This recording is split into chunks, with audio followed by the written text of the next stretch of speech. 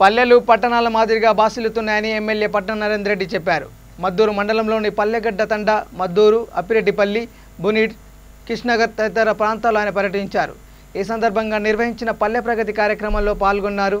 అనంతరం మొక్కలు నాటారు.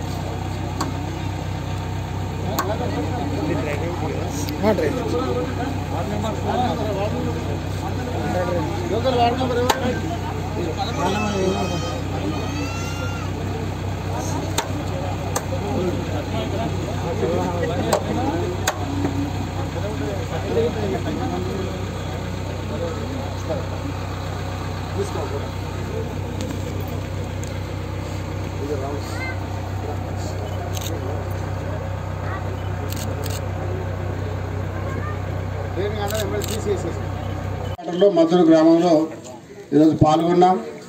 గ్రామ సభ అటెండ్ చేస్తూ ఉన్నాం.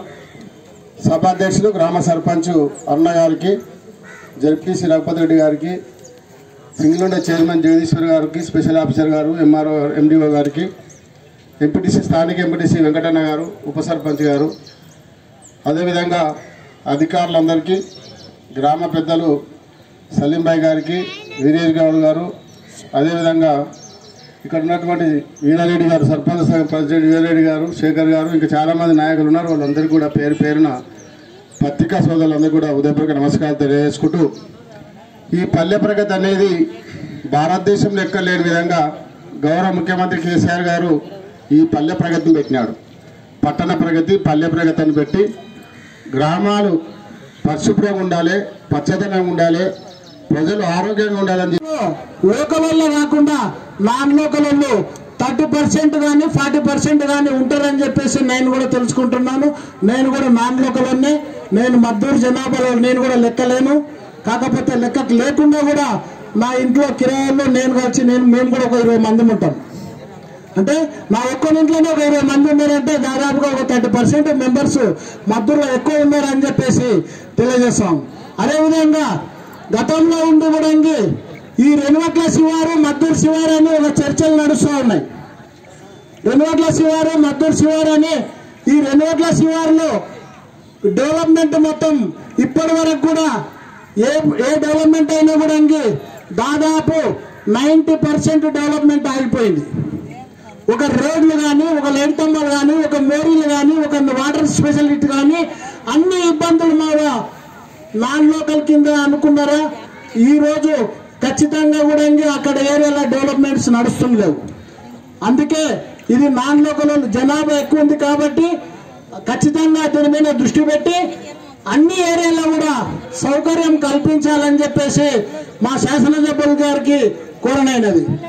అదేవిధంగా శాసనసభ్యుల గారికి, అదేవిధంగా ప్రథమ పౌరాలు సర్పంచ్ గారికి, అదేవిధంగా గ్రామ పెద్దలైన రామరెడ్డి సార్ గారికి, ఉప సర్పంచ్ గారికి, అదేవిధంగా సొసైటీ చైర్పర్సన్ గారికి, స్పెషల్ ఆఫీసర్ గారికి, అదేవిధంగా ఎంపీడీఓ గారికి, ఇంకా అందరూ అధికారులకు, ప్రజాప్రతినిధులకు, గ్రామ పెద్దలకు అందరికీ, అదే పత్రికా మిత్రులకు నా యొక్క కృతజ్ఞతలు తెలియజేస్తూ ఉన్నాను.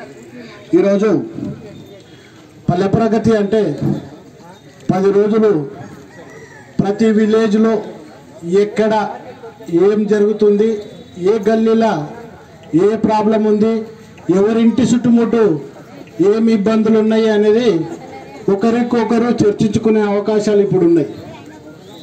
ఇక్కడ ఈ ప్రోగ్రాంకి సభకు వచ్చేసినట్టు ప్రతి ఒక్కరికి కూడా నేను తెలియజేస్తా ఉన్నాను.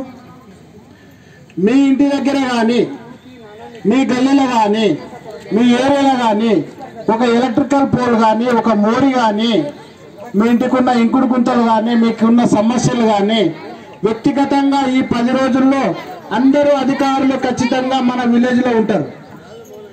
ఆ అధికారులకు మనకున్న ఇబ్బందులు ఏమిటి అని ఈ 10 రోజుల ప్రతి అధికారి మన విలేజ్లో ఉంటాడు. మీ సమస్య ఏమిటిది అనేది ప్రతి ఒక్క